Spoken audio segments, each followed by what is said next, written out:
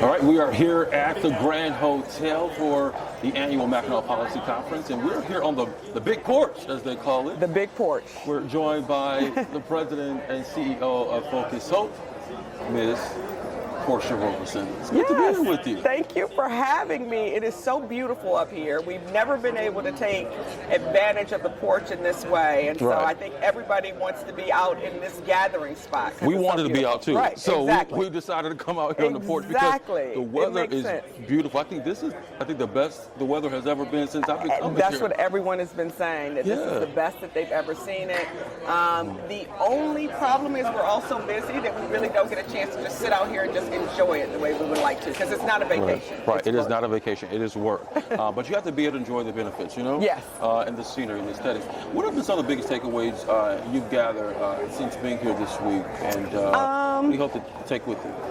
I think the theme and the conversations around equity are very surprising. I think they've been presented in a way where the business community is hearing them, really thinking about them. I think they're recognizing in a lot of ways that this is a really important topic, especially when you're talking about regaining some of the workforce that we lost during the pandemic, during the height of the pandemic, and that people, particularly young people coming into the workforce, are really looking at how businesses do their work, how they operate in this larger world when they decide where they want to work. Yeah, and you know, when you think about the theme of it being "and," what sticks out to you most is when you put two terms together of what or who should be included in that "and."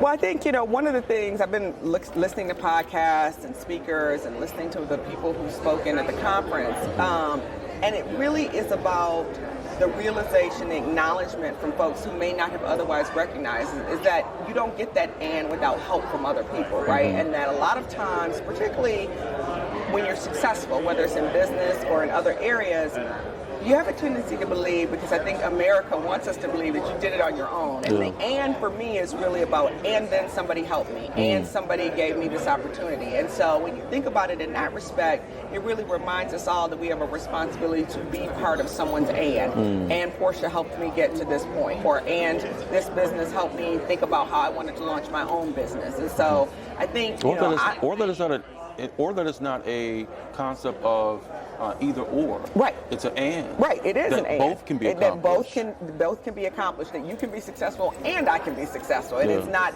either or, as you said. So I think, I hope that particularly for businesses, that is part, and when I say business, the business community, I hope that's one of the takeaways, that we have to do even more to make sure that we are bringing along everyone, because that's the only way our region, our city, and certainly our state will be successful. Yeah.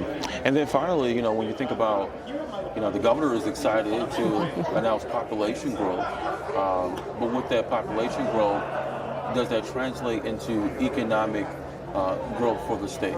How does that translate into workforce development? You're all over that. Yeah, I mean, that's where we spend a large part of our time at Focus Hope, is workforce development and how we attract people to come to Michigan, to stay in Michigan. I think we really are focused on how do we get younger people who are just entering the workforce to want to make their home in Michigan, want to make it in Detroit and in the region.